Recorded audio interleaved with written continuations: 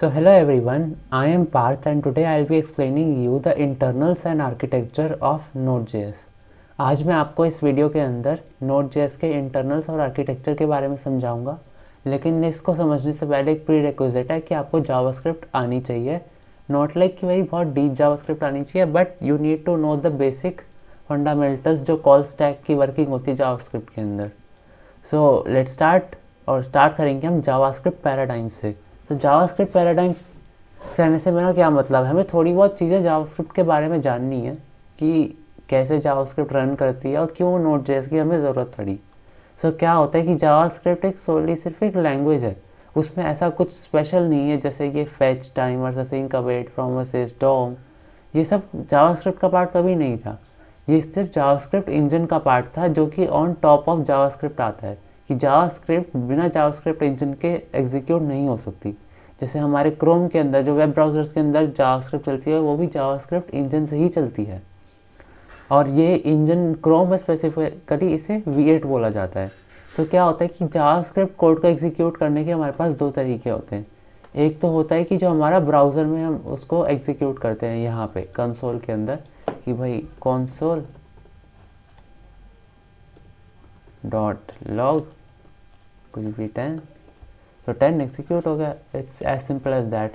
But लेकिन अगर हम यही कोड अपने कंप्यूटर में या फिर अपने लोकल मशीन पर रन करना चाहते हैं VS कोड के अंदर, तो हम नॉर्मली लिखेंगे hello.js। मैंने एक फ़ाइल बना रखी है, यहाँ पे हम लॉग करेंगे क्या, हेलो। सो इसको सेव करते हैं, इसको एग्जीक्यूट करते हैं। मैं आ जाता हूँ अपने फोल्डर के अंदर CD वीडियोस, और यहाँ पे मैं क्या करूँगा, नोड hello.js। यहाँ पे हमें जावास्क्रिप्ट एग्जीक्यूट करने के लिए नोड की ज़रूरत पड़ रही है। नोड या फिर किसी और भी रन टाइम एनवायरनमेंट, जैसे नोड हो गया अपना, डीनो एक एनवायरनमेंट है, बन भी एक एनवायरनमेंट है। ये सब हमें जावास्क्रिप्ट को हमारे लोकली मशीन के ऊपर रन करने में हेल्प करते हैं। अब ये कैसे करते हैं इस काम को, क्या प्रोसीजर होता है एंड हमें ज़रूरत क्यों पड़ती है, यही सब आज की वीडियो में हमें समझना है। सो क्या हुआ था, ये इस प्रॉब्लम को आइडेंटिफाई किया था रायन डाल ने काफ़ी समय पहले। नोड के आने से पहले तक जावास्क्रिप्ट सिर्फ ब्राउज़र के अंदर चलती थी, और ब्राउज़र के अंदर चलने का मतलब है कि सिर्फ HTML फाइल के अंदर आप स्क्रिप्ट लिख सकते थे और वही जावास्क्रिप्ट रन होती थी। आप ऐसे ही नॉर्मली टर्मिनल पे जावास्क्रिप्ट को रन नहीं कर सकते थे।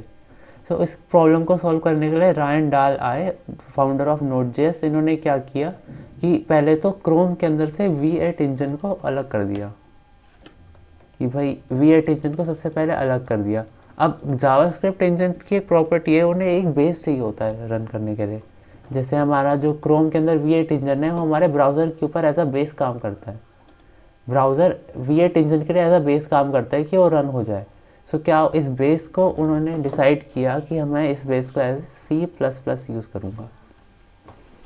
ओके, सो इससे हमारी मोस्टली फंक्शनैलिटीज़ आ गई, लेकिन अभी भी कुछ फंक्शनैलिटीज़ बच रही थी जिससे प्रॉब्लम्स कॉज हो रही थी। सो इन्होंने एक लाइब्रेरी और उठाई जिसका नाम है libuv। libuv एक लाइब्रेरी है, completely written in C language है, और ये हमें फंक्शनैलिटी देती है इवेंट लूप्स की और पूल ऑफ थ्रेड्स की। इन दोनों टॉपिक को हम सब डेप्थ में समझेंगे आगे जब हम Node.js का एक्चुअल आर्किटेक्चर पढ़ेंगे। अभी हम पहले उसके लिए जो जावास्क्रिप्ट थोड़ी बहुत आनी चाहिए वो सीख रहे हैं। सो क्या हुआ कि V8 और C++ थी, इसके अंदर एक libuv और आ गया। सो इसको मिला के क्या बन गया, Node.js। This is Node.js। Mainly Node.js यही होता है कि इस चीज़ को हमने एक साथ ऐसे इकट्ठा कर दिया और ये Node.js बन गया।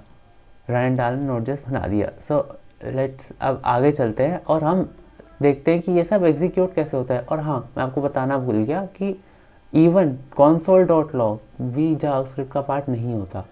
ये भी एक अलग से पार्ट होता है जो कि हमें मिलता है। क्या होता है कि जो हमारा इसके अंदर विंडो ऑब्जेक्ट होता है, जैसे मैं अगर console.log अगर आपको पता हो मैं दिस करूं तो एक विंडो ऑब्जेक्ट आ रहा है कि इस विंडो ऑब्जेक्ट के अंदर सब कुछ है क्रोम के अंदर। और इस विंडो ऑब्जेक्ट से जितने भी प्रॉपर्टीज़ थी रायन डाल ने V8 इंजन के साथ उसको बाहर निकाल लिया उसको C++ और जो भी हमारा libUV है उसके साथ एग्जीक्यूट कराया, ताकि वो सब हमारी कंप्यूटर लोकल मशीन पे चल सके। सो अब इसके बाद हमारा आता है नंबर 2, हम लिखते हैं यहाँ पे the Node.js architecture. Node.js architecture के सबसे पहले क्या पढ़ेंगे हम? सबसे पहले हमें पता होना चाहिए जावास्क्रिप्ट कैसी लैंग्वेज है। जावास्क्रिप्ट जो है एक सिंगल थ्रेडेड लैंग्वेज है। सिंगल थ्रेड लैंग्वेज मतलब जावास्क्रिप्ट के अंदर सिर्फ एक टाइम पे एक ही प्रोसेस एग्जीक्यूट हो सकता है, सिर्फ एक ही थ्रेड चल सकती है और उसी के ऊपर सब कुछ जो हो सकता है होएगा, और कोई थ्रेड नहीं बनेगी, मल्टीपल साइमल्टेनियसली प्रोसेसेस रन नहीं होंगे। लेकिन आगे हम देखेंगे कि ये जो प्रॉब्लम थी ये भी रिजॉल्व हो गई मल्टीपल थ्रेड्स वाली। किससे? पूल ऑफ थ्रेड से। आगे हम पढ़ेंगे, देखते हैं। सबसे पहले क्या होता है Node.js के अंदर? सबसे पहले हमारा प्रोसेस एग्जीक्यूट होता है। प्रोसेस यानी प्रोसेस के अंदर ही हम सब कुछ करेंगे यहाँ पे। तो लेट मी राइट प्रोसेस है, दिस इज आवर प्रोसेस। इसके बाद इसके अंदर हमारी क्या आती है? एक अभी हमने पूछा ना, बताया है ना, सिंगल थ्रेडेड लैंग्वेज है, तो हमारी एक आती है मेन थ्रेड। ये मेन थ्रेड क्या है? ये मेन थ्रेड वो थ्रेड है जिसके ऊपर जावास्क्रिप्ट के सारे प्रोसेसेस रन होते हैं। अब मेन थ्रेड को अगर कुछ भी हुआ तो हमारा पूरा प्रोसेस चला जाएगा, उड़ जाएगा। अगर मेन थ्रेड ही किल हो गई तो उसके अलावा और कुछ बचेगा ही नहीं, कुछ भी नहीं चलेगा, लिटरल कुछ भी नहीं। सो जावास्क्रिप्ट की पूरी एग्जीक्यूशन इस मेन थ्रेड पे रिलाई करती है और यही सबसे इम्पॉर्टेंट पार्ट है हमारे प्रोग्राम का। सो आगे चलते हैं। अब इसके अंदर हमारा मेन थ्रेड के अंदर क्या होता है हम प्रोसेस देखेंगे स्टेप बाय स्टेप। ओके, सो यहाँ पे हम सबसे पहले लिखते हैं, सबसे पहले इनिशियलाइजेशन ऑफ प्रोजेक्ट। ये हमारे डोमेन का पार्ट नहीं है, ये बैकएंड में एक Node.js प्रोजेक्ट को इनिशियलाइज करता है। जैसे हम लिखते हैं ना, कई बार आपने देखा होगा npm init लिखते हैं। सो दैट इज़ कि आप प्रोजेक्ट को इनिशियलाइज कर रहे हो, पीछे Node.js उसे इनिशियलाइज करता है ताकि वो रन हो सके। वो मेनली हमारे टॉपिक रिसर्च का टॉपिक नहीं है, वो एक पीछे एग्जीक्यूशन है जो कि होता है, हमें सीखने की ज़रूरत भी नहीं है। तो हम सीधा सेकेंड पॉइंट पे आते हैं, that is the top level code. So what do I mean to say by the top level code? I mean to say कि टॉप लेवल कोड वो होता है जो भी किसी एक कॉल बैक या फंक्शन के अंदर ना हो। कि जैसे आपने लिखा लेट, जैसे मैं आपको कोड लिखते हैं साथ साथ हम देखते हैं इसे, कि console.log hello, क्या ये एक टॉप लेवल कोड है? ये बिल्कुल एक टॉप लेवल कोड है, क्योंकि किसी फंक्शन या कॉल बैक के अंदर नहीं है। मैं कहूँ a equal to let a equal to 2+2, क्या ये एक टॉप लेवल कोड है? हाँ बिल्कुल टॉप लेवल कोड है। इस फंक्शन के अंदर है? नहीं है। तो 2+2+1 कुछ भी कर देते हैं। अब इसको मैं console.log कर लूँ ए, तो ये क्या है? टॉप लेवल कोड है। इसको एग्जीक्यूट करेंगे, हमारे पास क्या आ जाएगा? 5 हो जाएगा, ईजी। सो देन इसके बाद क्या होगा?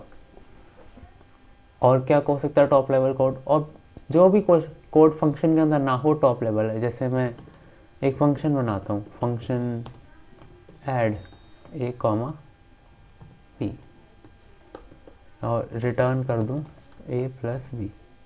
सो क्या ये टॉप लेवल कोड है? नहीं, ये टॉप लेवल कोड नहीं है। ये आते ही एग्जीक्यूट नहीं होगा जब तक आप इसे कॉल नहीं करेंगे।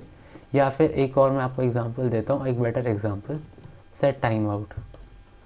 सेट टाइम आउट के अंदर हम एक कॉल बैक डालते हैं कि भाई लॉ console.log कर दो I am in set time out, और हम कुछ टाइम दे देते हैं इसे एग्जीक्यूट करने के लिए, लाइक 1000 मिलीसेकेंड्स। सो ये जो कोड है हमारा इस कॉल बैक के अंदर, this is not a top level code, this is a call back. इस कॉल बैक के अंदर जो भी होता है कभी टॉप लेवल कोड नहीं होता। सो आगे चलते हैं। टॉप लेवल कोड समझने के बाद अब हम अब हम आते हैं इसके बाद इंपोर्ट स्टेटमेंट्स के ऊपर, लेट मी सी रिकॉर्डिंग सही हो रही है, इट्स गोइंग गुड।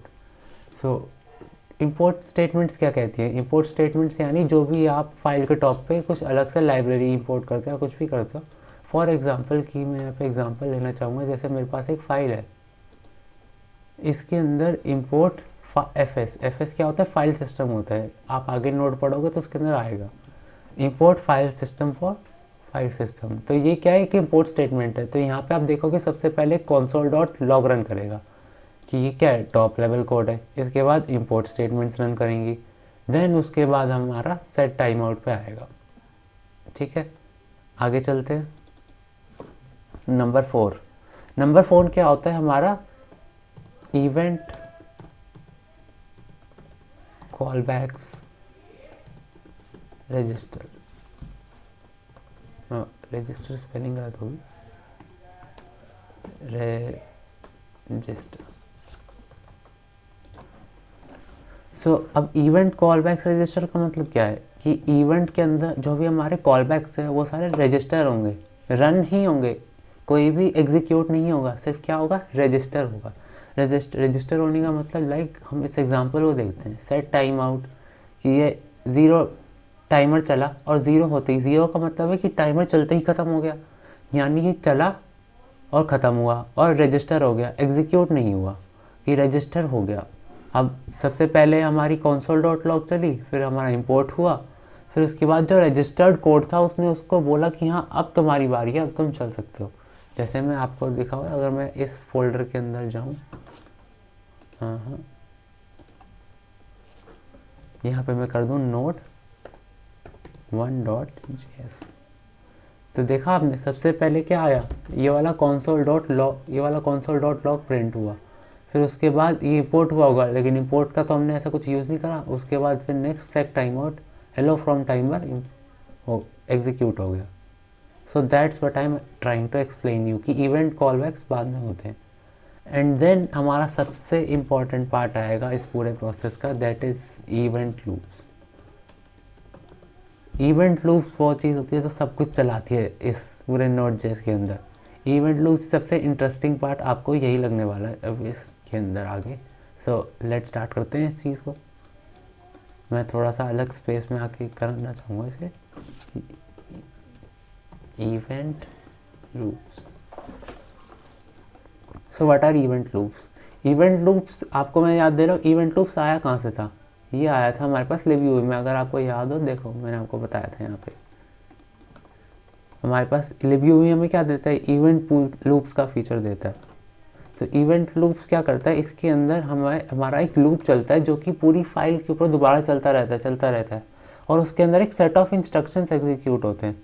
सो अगर हमें किसी चीज़ को हमेशा चलाते रहना है जब तक वो ख़त्म ना हो जाए, तो हम किस लूप का यूज़ करेंगे? वाइल लूप का। तो हम क्या करते हैं इसके अंदर कि यहाँ पे लिखते हैं वो, ये इस बैक ऑफ द कोड कैसे लिखा होता है? वाइल ट्रू, और इसके अंदर जो भी सब कुछ रन होना है। अब इस वाइल ट्रू के अंदर क्या क्या होता है हमें ये पढ़ने में इंटरेस्ट है। सबसे पहले इसके अंदर हमारा होता है expired callbacks. Expired callbacks, आपको याद होगा कि हमने यहाँ पे कॉल बैक्स रजिस्टर करे थे लेकिन एग्जीक्यूट नहीं करे थे। सो क्या होगा कि अगर ये सेट टाइम आउट रजिस्टर हो गया, टाइमर ख़त्म हो गया, तो एक्सपायर हो गया। अब ये जो एक्सपायर्ड कॉल बैक्स है, अब इन्हें रन करने का टाइम अब आएगा कि हाँ अब ये इवेंट लूप के अब क्या हुआ होगा यहाँ पे कि सबसे पहले console.log hello from top level code, then set time out क्या हो गया? रजिस्टर हो गया, रजिस्टर होके एक्सपायर हो गया, अब देन वो रन हुआ इवेंट लूप के अंदर आके। सो दैट इज़ इट। अब इसके अंदर सेकंड चीज़ हमारी आती है इवेंट लूप्स के अंदर, हमारी i/io पोलिंग। IO का मतलब यहाँ पे क्या होता है, मैं लिख देता हूँ ऊपर से। IO होता है हमारा इनपुट आउटपुट।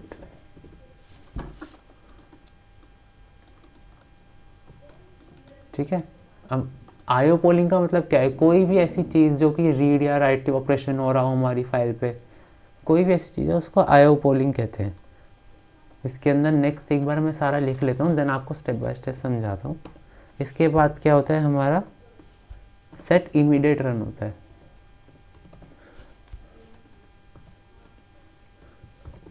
सेट इमीडिएट क्या होता है, मैं आपको साथ साथ बताता हूँ। लेट्स एक बार हम इसको साथ में गूगल करके देखते हैं, सेट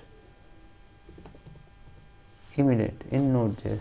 सो यहाँ पे देखते हैं, set immediate in Node.js schedules a callback function to execute asynchronously in next iteration of the event loop immediately after the current poll phase completes। सो ये थोड़ी वो हो गई, तो इसको हम एक एक वर्ड करके समझते हैं कि सेट टाइम आउट Node.js के अंदर एक कॉलबैक फंक्शन शेड्यूल करता है। Set immediate set time out के जैसा ही होता है। सेट इमीडिएट के अंदर हम कॉलबैक डालेंगे जैसे सेट टाइम आउट के अंदर डालते हैं, तो वो क्या करेगा, शेड्यूल करेगा कि ये एसिंक्रोनसली एग्जीक्यूट हो हमारे नेक्स्ट आइट्रेशन पे इवेंट लूप के। पहले आइट्रेशन में नहीं, उस आइट्रेशन के बाद जो कि आईओ इवेंट के बाद कंप्लीट हुआ। यानी कि जब हम ये वाला जो आईओ इवेंट है इसके बाद कंप्लीट होगा, जो भी जब भी ये कंप्लीट होगा तब ये सेट इमीडिएट काम करेगा, वरना काम नहीं करेगा, राइट। एंड देन इसके बाद हमारा आता है क्लोज कॉलबैक्स।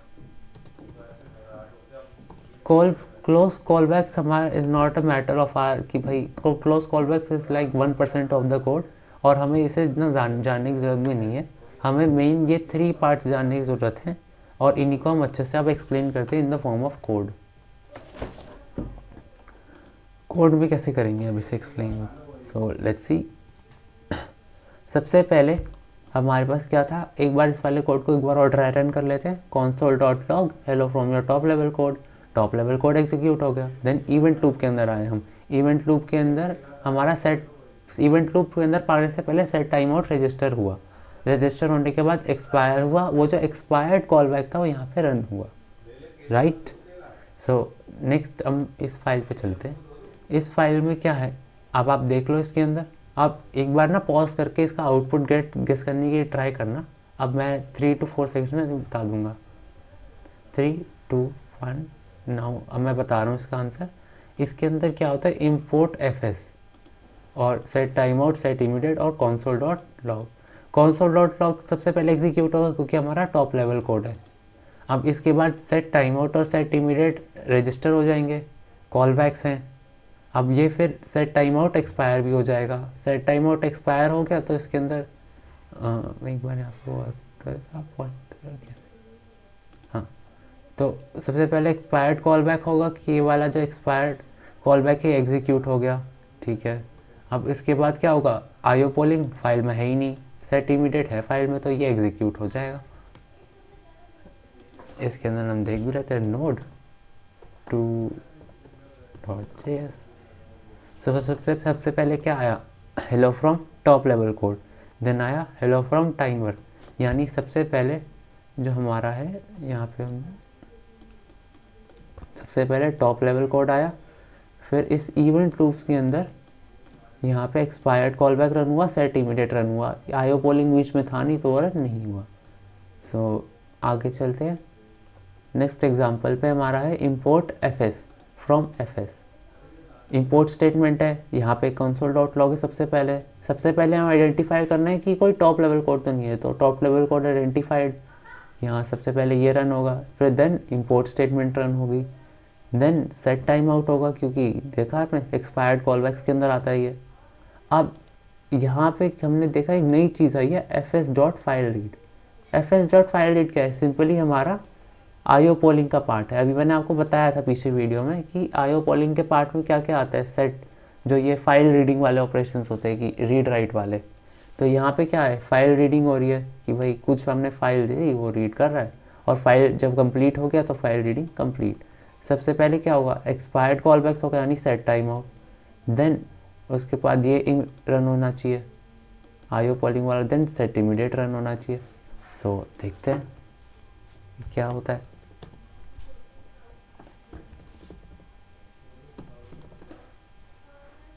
तो सबसे पहले क्या आया, hello from top level code, okay, hello from timer, that is also okay, hello from immediate and file reading complete. But लेकिन हमें यहाँ पे स्टॉप करना पड़ेगा। आपने नोटिस किया होगा कि हमने तो बोला था कि आयो पोलिंग पहले होगा एंड देन सेट इमीडिएट होगा, लेकिन यहाँ तो सेट इमीडिएट पहले हो गया और देन आयो पोलिंग हो गया। ये कैसे हुआ? सो वाई डज दिस हैपन, कि मतलब ये ऊपर नीचे क्यों हो गया? सो आप इस चीज़ को प्रेडिक्ट नहीं कर सकते कि ये फाइल कितनी देर में रीड होगी। अगर ये फाइल 2 KB की हुई तो ये भी रीड हो जाएगी। अगर अगर सोचो कि अगर ये फाइल लाइक 10 GB की हुई, तो क्या आपको पता है कि इसे रीड करने में उतना ही टाइम लगेगा? और क्या रीड करने पे सेट इमीडिएट से पहले ही रीड हो जाएगी? ऐसा ज़रूरी तो नहीं है। तो यही फंक्शन होता है इवेंट लूप का। इवेंट लूप क्या करता है कि हमेशा ये चलता ही रहता है कि while true while true while true, और जब तक सारा टास्क कंप्लीट नहीं होगा तब तक चलता रहेगा कि एक्सपायर्ड कॉल बैक्स, आयर पोलिंग कंप्लीट हुआ कि नहीं हुआ, नहीं हुआ, देन सेट इमीडिएट, हाँ जी आप कंप्लीट हो गए, हाँ जी मैं कंप्लीट हो गया, तो उसने एग्जीक्यूट करवा दिया। फिर वो वापस आया, फिर सबसे पहले आयो पोलिंग से पूछा, नहीं हुआ, फिर आया, फिर जैसे चलता रहेगा, ऐसे इनर लूप चलता रहता है यहाँ पे। सो आयो पोलिंग का मतलब ही यही होता है। आयो पोलिंग क्या करता है? आयो पोलिंग का मतलब, वैसे दिस इज, इसको आगे एक्सप्लेन करता हूँ मैं, थोड़ा सा भी वो हो जाएगा, वेग हो जाएगा। सो हमने देख लिया कि सेट इमीडिएट पहले रन हो गया आयो पोलिंग से। सो देन हम अब नेक्स्ट अपने फाइल पे चलते हैं। This is our next file. So इसके अंदर आप ट्राई करना गेस करने का कि सबसे पहले 3, 2, 1 नाउ आई एक्सप्लेनिंग कि यहाँ पे सबसे पहले क्या है, console.log hello from top level code सबसे पहले एग्जीक्यूट हो गया। Then import fs set time out console.log hello from timer execute हो गया। सेट इमीडिएट दे रखा है हमें, एक फाइल रीडिंग दे रखी है। फाइल रीडिंग के अंदर हमें अलग अलग ऑपरेशंस दे रखे हैं। सो लेट्स सी इसका आउटपुट क्या होता है। 4 Node.js। सो क्या आया हमारा, थोड़ा सा मैं जूम,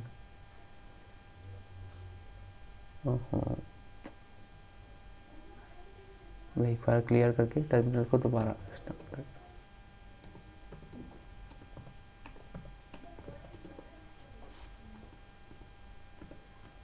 सो ये रहा हमारा कोड। सो सबसे पहले क्या आया, hello from top level code. Top level code हमारा console.log रन हो गया। Then hello from timer, hello from immediate, now file reading complete. यहाँ तक तो हमारे तरीके से चल रहा था। देन यहाँ पे तो सेट टाइम आउट पहले नहीं होना चाहिए था, और सेट इमीडिएट पहले कैसे रन हो गया? क्योंकि अब आप देखो यहाँ के अंदर, यहाँ पे आप देखो एक लूप का भी ऑर्डर है कि सबसे जब हमने सबसे पहले आए इसके अंदर, हमारे टॉप लेवल कोड के अंदर, टॉप लेवल कोड के बाद हमारा कहाँ आ गए, इवेंट लूप के अंदर। इवेंट लूप के अंदर expired callbacks, okay, expired callbacks कौन सा हमारा, ये वाला एक्सपायर्ड कॉल बैक, ये रन हो गया। आयो पोलिंग अभी रन नहीं हुआ क्योंकि अभी फाइल तो रीड हो रही है ना। अभी उसके बाद सेट इमीडिएट रन हो गया। सेट इमीडिएट कौन सा, ये वाला। देन उसके बाद क्लोज कॉल बैक्स है ही नहीं। Then again same order, expired callbacks. अब आयो पोलिंग वाली फाइल रीड हो गई, ये फाइल रीड होगी, हमारे पास आ गया file reading complete. And then हमने सेट टाइम आउट करा, लेकिन सेट टाइम आउट तो इसका पार्ट है एक्सपायर्ड कॉल बैक्स का, और आयो पोलिंग के बाद तो सेट इमीडिएट आता है।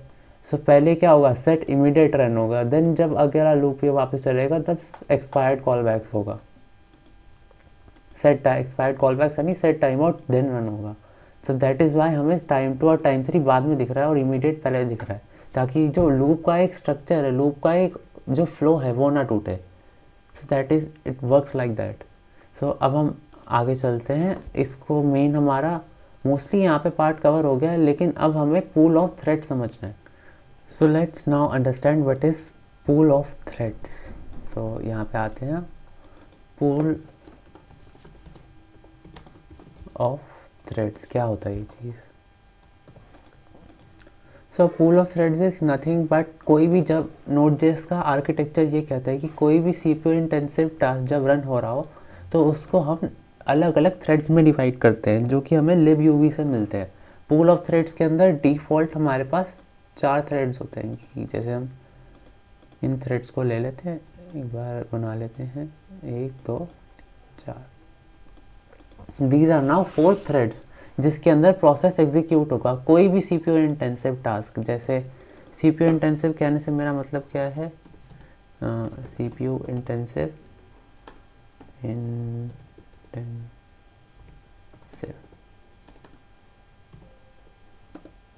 इसके अंदर सबसे पहला हमारा कौन से टास्क आ सकते हैं, क्रिप्टोग्राफी वाले टास्क हो गए, या फिर फाइल रीड राइट वाले टास्क हो गए। क्या console.log एक CPU इंटेंसिव टास्क होगा? नहीं, वो तो इवेंट लूप ही उसे एग्जीक्यूट करा लेगा, तो टॉप लेवल कोड में एग्जीक्यूट होगा। लेकिन ये वाले जो कोड है ये CPU इंटेंसिव होता है और ये इवेंट लूप के अंदर एग्जीक्यूट नहीं हो सकती, एक मेन थ्रेड के अंदर एग्जीक्यूट नहीं हो सकते। तो क्या होता है, इन CPU इंटेंसिव टास्क के लिए एक एक थ्रेड असाइन होती है, कि जैसे ये वाली एक थ्रेड असाइन हुई क्रिप्टोग्राफी के लिए और एक ये वाली होगी फाइल रीड राइट के लिए। अगर क्रिप्टोग्राफी के बहुत सारे टास्क है तो क्या पता शायद ये वाली भी हो जाए असाइन, क्या पता ये वाली भी शायद असाइन हो जाए, राइट। ऐसे ही तो अब इसके बाद क्या होता है, अब इसी को ये कैसे करता है, इवेंट लूप क्या करता है, यहाँ पे आके बार बार इनसे पूछता है कि लाइक ये इन थ्रेड्स के पास जाएगा, पूछेगा कि हाँ भाई काम हो गया, वो कहेंगे नहीं हुआ, तो एक बार पूरा फिर घूम के आएगा, काम हो गया, नहीं हुआ, फिर घूम के आएगा, क्या काम हो गया, हाँ अब काम हो गया। और इस जो बार बार पूछ रहा है इस चीज़ को कि हाँ हो गया काम, नहीं हुआ काम, इसको क्या बोलते हैं, पोलिंग। जो यहाँ पे आयो पोलिंग हो रही है दैट इज़ दिस, कि हाँ ये पूल ऑफ थ्रेड से अलग अलग बार बार पूछ रहा है कि हाँ तुमने अपना काम कर लिया, तुमने अपना काम कर लिया, दैट इज़ पोलिंग। सो इसी चीज़ को हम यहाँ पे एक बार समझने का ट्राई करेंगे इस कोड स्निपेट से, कि लाइक दिस इज़ देयर, ये हमारा ये एक कोड स्निपेट है, बहुत ही इजी सा है, ऐसा कुछ नहीं है। सिर्फ आप इसको इग्नोर करना कि ये मैंने यहाँ पे ये वाले जो कोड्स लिखे हुए हैं इसको समझने की ज़रूरत नहीं है, बट इसका जस्ट लेने की ज़रूरत है। कि जैसे ये एक पासवर्ड हैशिंग का प्रोग्राम है क्रिप्टोग्राफी का, ये मैंने इसलिए लिखा है कि यहाँ पे सिर्फ हमें पासवर्ड को हैश करना है, और पासवर्ड को हैश करना क्रिप्टोग्राफी में एक CPU इंटेंसिव टास्क होता है। तो यहाँ पे हमें पता लगेगा कि हाँ यहाँ पे एक वर्कर असाइन होगा, वर्कर, ये जो थ्रेड्स हैं इनको हम एक्चुअल में वर्कर भी बोलते हैं। सो यहाँ पे क्या होगा, ये सबसे पहले हम इसको रन करके देखते हैं कि इसका एक बार फ्लो समझ लेते हैं। सबसे पहले क्या आया, hello from top level code. Top level code कौन सा, ये वाला, रन हो गया, ओके। अब उसके बाद hello from timer, hello from immediate. Hello from timer और इमीडिएट कौन सा, ये वाला, ये दोनों होगा एग्जीक्यूट। देन बीच में ये वाला क्यों एग्जीक्यूट नहीं हुआ, क्योंकि तो अभी कंप्लीट ही नहीं हुआ, जब ये कंप्लीट होगा तो ये फाइल रीडिंग कंप्लीट आ गया। देन इमीडिएट आएगा क्योंकि फ्लो में चलना है हमें इवेंट लूप के, देन इमीडिएट आ गया। देन टाइम 2 टाइम 3 आ गया, ओके। अब पासवर्ड 1 क्या हो गया, फिर उसके बाद क्या हो गया, password and hashed, simple as that. Flow से हमें कोई प्रॉब्लम नहीं है, लेकिन एक बार हम ट्राई करते हैं कि इसको कितना टाइम लगा, इसको पता करने की ट्राई करते हैं। कि लाइक यहाँ पे हम डाल देते हैं कॉन्स्ट स्टार्ट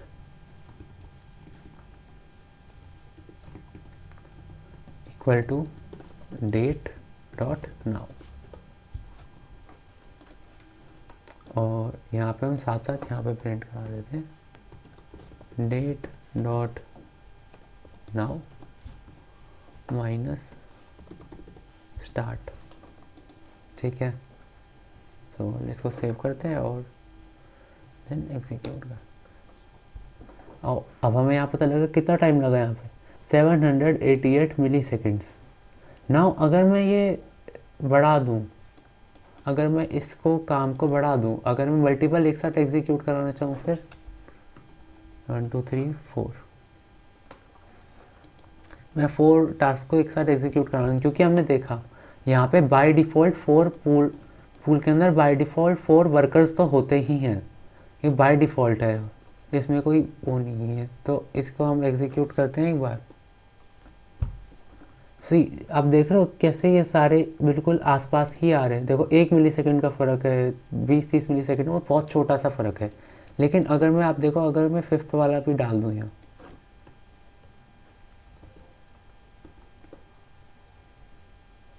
आप देखो एक सिग्निफिकेंट फ़र्क नज़र आया होगा आपको कि भाई पहले ये हो गया, ये भी हो गया, ये भी ऑलमोस्ट आस पास ही है, लेकिन ये वाला जो हुआ इसमें टाइम लग गया बीच में थोड़ा सा, एक अलग से हुआ। तो एक बार मैं यहाँ पे आपको और दिखाता हूँ। यहाँ पे हम वर्कर्स को बढ़ाया कम भी कर सकते हैं। तो वो कैसे होगा हमारा, एक मैं लाइन ऑफ कोड उठाता हूँ, मेरे को यहाँ से चाहिए रहेगा ये वाला। हाँ राइट। अब इससे क्या होगा, प्रोसेस के अंदर जो एनवायरनमेंट है उसके अंदर हमें थ्रेड पूल का साइज़ चेंज करना है। जैसे 4 थ्रेड पूल, 4 थ्रेड्स हैं, तो आपको बेटर आएगा। देखो 1000, 12, 1258, 1429 ये सब बराबर से थे, लेकिन लास्ट में आके एक जब ये ऊपर वाला फ्री हुआ तो देन इसने एग्जीक्यूट कर दिया इसे, कि ऊपर वाला फ्री हुआ और देन इसके पास आ गया, ऊपर वाले के पास, कि हाँ बाकी 3 काम करे तब तक मैं 5वां भी कर ही देता हूँ। सो यहाँ पे हमने ना थ्रेड पूल के साइज़ को चेंज कर दिया है, हमने 2 वर्कर्स पे ले आए हैं। तो एक काम करते हैं, इसको एक बार रन करते हैं। रन करने पे अब आप देखो, हाँ अब एक अच्छा हमारे पास आउटपुट आया कि ये दोनों एक साथ हुए, देन ये वाले दोनों एक साथ हुए, एंड देन ये वाला एग्जीक्यूट हुआ अलग से, कि 2 वर्कर्स ही एक टाइम पे, 2 थ्रेड्स ही एक टाइम पे काम कर रहे हैं। सबसे पहले अब ये ऑर्डर ही अपने आप डिसाइड हो रहा है कि कौन सा पहले करना है, कौन सा बाद में करना है, कि जैसे 1 और 3 पहले हो गए, फिर 4 और 2 हो गए, 5 हो गए, वो जैसे भी Node.js पीछे संभाल रहा है। लेकिन इसके अंदर अगर हम मान लेते हैं एक दो और ट्राई करते हैं ताकि बेटर अंडरस्टैंडिंग हो, कि थर्ड वाला करते हैं। अब हमें यहाँ पे एक सिग्निफिकेंट चेंज नहीं नज़र आ रहा कि हाँ, तो एक काम करते हैं, हम एक बार इसको ट्राई करते हैं बढ़ाने का, क्योंकि सब छोटे छोटे से तो इजीली हो रहा है। जैसे मैं एक काम करता हूँ, 5 ही कर देता हूँ इसे यहाँ पे, सिमिलरली 5 5 राइट। सो यहाँ पे अब देखते हैं, हम रन करते हैं। अब इसे थोड़ा सा टाइम लगेगा रन करने में। पहले देखो, अब आपने नोटिस किया सबसे पहले 3 एक साथ रन हुए, फिर अगले वाले में फिर एक जो ऊपर से फ्री हुआ उसने इसको कर दिया, फिर उसमें टाइम लगा और फिर ये दोनों हो गए।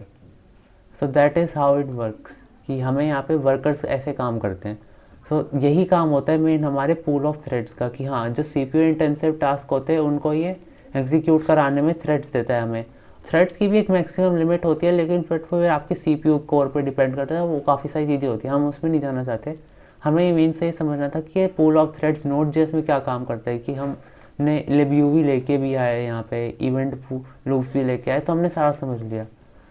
एक बार अब हम क्या करते हैं, एक बार पूरे जो हमने स्टोरी सुनी इसका पूरा एक बार रिकैप करते हैं कि हमने कैसा हुआ सारा यहाँ पे। सबसे पहले हमने पढ़ा जावास्क्रिप्ट पैराडाइम्स। जावास्क्रिप्ट पैराडाइम्स क्या था, कि जावास्क्रिप्ट अकेली एक लैंग्वेज है, अकेले काम करती है, उसके लिए हमें एक इंजन चाहिए, एक V8 इंजन होता है। V8 इंजन क्या करता है, जावास्क्रिप्ट के ऊपर फंक्शनैलिटीज़ प्रोवाइड करता है, उसको रन करने में मदद करता है।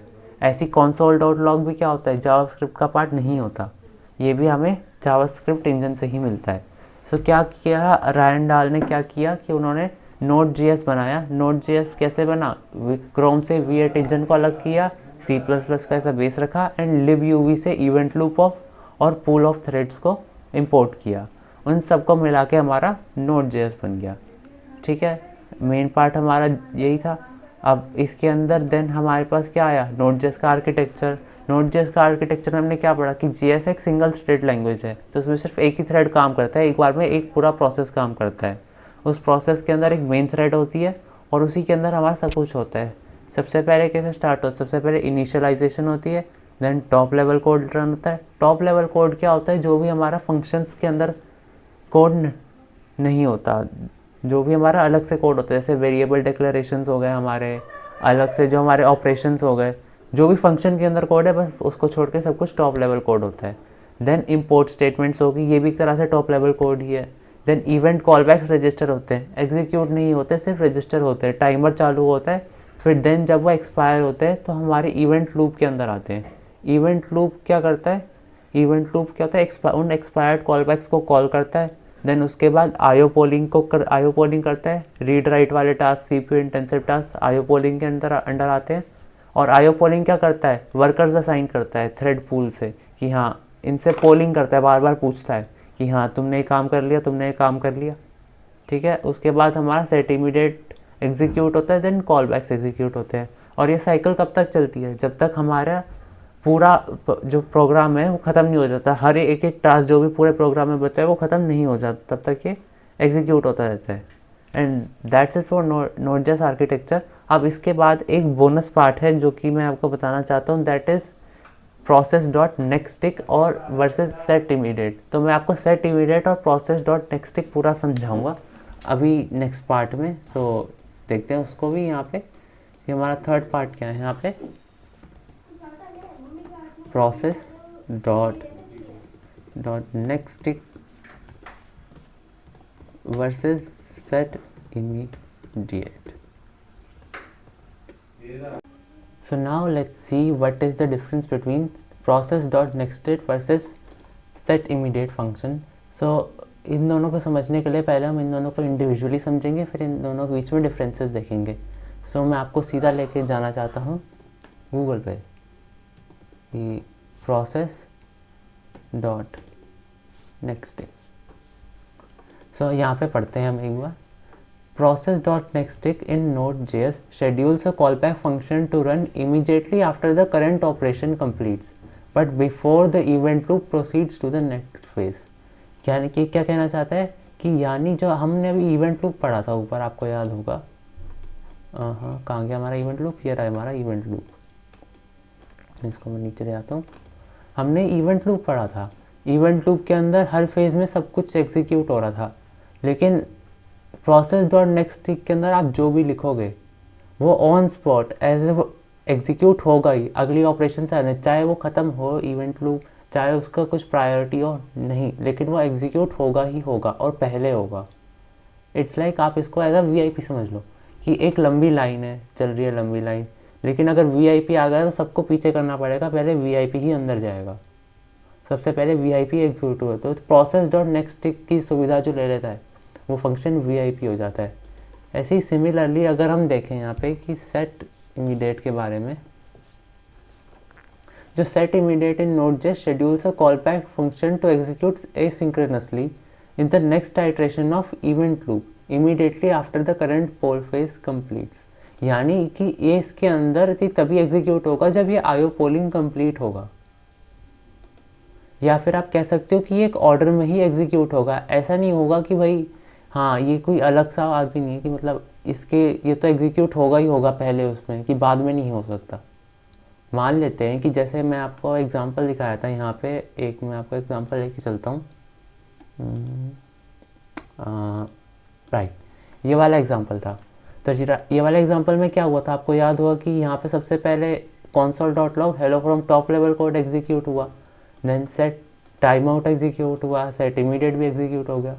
लेकिन अब ये वाला जो इसके अंदर सेट इमीडिएट था ये पहले एग्जीक्यूट नहीं हुआ, ये इसी के बाद हुआ, जब आईओ कंप्लीट हो गया देन उसके बाद ही ये एग्जीक्यूट हुआ। लेकिन अगर ये प्रोसेस डॉट नेक्स्ट टिक में होता तो ये उसी टाइम एग्जीक्यूट हो जाता, इससे पहले ही हो जाता। आईओ फाइल का वेट ना करता है आईओ पोलिंग का कि एग्जीक्यूट हो ना हो। सो इसको और अच्छे से समझाने के लिए मैंने आपके लिए कोड तैयार कर ये वाला कोड रखा है कि जैसे console.log सिंक्रोनस कोड, सिंक्रोनस ये वाला तो हमारा टॉप लेवल कोड हो गया, ये तो चलेगा ही चलेगा, हम यहाँ पे लिखते जाते हैं टॉप लेवल कोड, ये कोड चलेगा ही चलेगा, इसमें तो कोई राह ही नहीं है। अब सेट इमीडिएट क्या है, सेट इमीडिएट हमारा ये रहा, यहाँ पे आ रहा है, और एक है हमारा प्रोसेस डॉट नेक्स्ट टिक शायद। अब यहाँ पे प्रोसेस डॉट नेक्स्ट टिक की जगह नहीं है कहीं, लेकिन जब इवेंट लूप में ये वाला हमारा कॉल बैक आएगा तो ये सबसे पहले एग्जीक्यूट हो जाएगा कि इवेंट लूप में आते ही। तो सबसे पहले हम देखते हैं एक बार इसे कैसे चल रहा है ये, मैं एक बार स्विच करता हूँ यहाँ पे, clear node hello dot JS. तो यहाँ पे क्या है, सबसे पहले आया सिंक्रोनस कोड, सिंक्रोनस कोड यानी टॉप लेवल कोड जो था हमारा वो आ गया। फिर उसके बाद प्रोसेस डॉट नेक्स्ट टिक आप नोटिस करो पहले हुआ, ये पहले एग्जीक्यूट हो रहा है, एंड देन सेट इमीडिएट वाला एग्जीक्यूट हो रहा है। So that is what I am trying to explain कि चलो अब तो चलो हमने ये एक नॉर्मल एग्जांपल देख लिया कि हाँ ठीक है, हमें इतना तो वैसे पता लग ही गया था कि नेक्स्ट स्टिक क्या होता है, वीआईपी होता है जिसका जो पहले एग्जीक्यूट होगा। लेकिन अब हमें इसे थोड़ा और real world production type example से देखते हैं। हाँ, एक बार इसको पूरा अनकॉन राइट। सो यहाँ पे हमने क्या किया, जैसे हम नॉर्मल पहले ही क्या कर रहे थे, यहाँ पे एक बार मैं इंपोर्ट कर लूँ, एफ को ना चलेगा, कंट्रोल सी,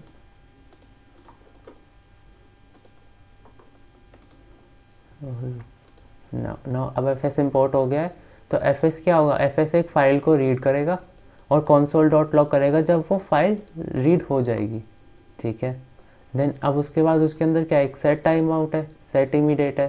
तो हमने जैसे अभी ऊपर इस फाइल में पढ़ा था कि हाँ यहाँ पे सेट टाइम आउट पहले एग्जीक्यूट नहीं होता, सेट इमीडिएट हो रहा था, क्योंकि आईओ पोलिंग के बाद यहाँ पे मैं पॉइंटर ले लेता हूँ, आईओ पोलिंग के बाद यहाँ पे सेट इमीडिएट है, ना कि एक्सपायर्ड कॉल बैक्स हैं जो सेट टाइम आउट होते हैं। तो यहाँ पे क्या होगा, वापस से हम सेम लॉजिक लगाएंगे कि यहाँ सेट इमीडिएट होना चाहिए पहले। लेकिन एक बार अगर हम कंसोल लॉग करके देखें, node hello node, some error is coming, guys let me fix this error and then I'll continue. So yeah, let's continue. I have resolved the error. Now we can actually, क्या हुआ यहाँ पे कि मैंने यहाँ पे पैकेज डॉट जेसन में यहाँ पे कॉमन जेस यूज़ कर रहा था, तो यू रन नहीं हो रहा था import statement. So let's see यहाँ पे नाउ अब हम देख सकते हैं कि सबसे पहले तो हमारा फाइल रीड हुई, फाइल रीड होने के बाद सबसे पहले तो कंसोल लॉग ही प्रिंट होगा ऑब्वियसली। देन उसके बाद हमारा क्या प्रिंट होगा, हमारा सेट इमीडिएट नहीं प्रिंट होगा, पहले प्रायोरिटी इसकी वीआईपी की है। That is what I am trying to explain कि हाँ पहले वीआईपी की प्रोसेस डॉट नेक्स्ट एक तरह से वीआईपी है जो हमेशा पहले एग्जीक्यूट होगा ही होगा, no matter what. Then set immediate होगा, देन सेट टाइम आउट होगा, जैसे हमारा हो रहा था। ये वेट नहीं करेगा कि कोई हो कोई ना हो, पहले ही हो जाएगा। That is what. सो यही था हमारा जो हमारा सेट इमीडिएट और इसके बीच में डिफरेंस था। एक ये वाला हमारा एक ब्लॉग है यहाँ पे, आई विल शो यू, इसके अंदर ये दिया हुआ था, सो मैंने सोचा व्हाई नॉट इसको एक्सप्लेन किया जाए। यहाँ पे नीचे आप आओगे तो यहाँ पे आपको दिया गया ये सेट इमीडिएट, इसका कंपैरिजन इससे भी दिया, प्रोसेस डॉट नेक्स्ट, ये सब मैंने आपको बता ही दिया है, ऑलमोस्ट मेन बेसिक आपको अंडरस्टैंडिंग हो गई है। So yeah that's it for this video. Also this was my first video, so मैं काफ़ी टफ था इसे बनाना एंड काफ़ी मज़ा भी आया बनाते वक्त। So that's it, thank you अगर आपने लास्ट तक देख रहे हो इस वीडियो को और मेरे को आपने अच्छे से सुन लिया, थैंक यू वेरी मच।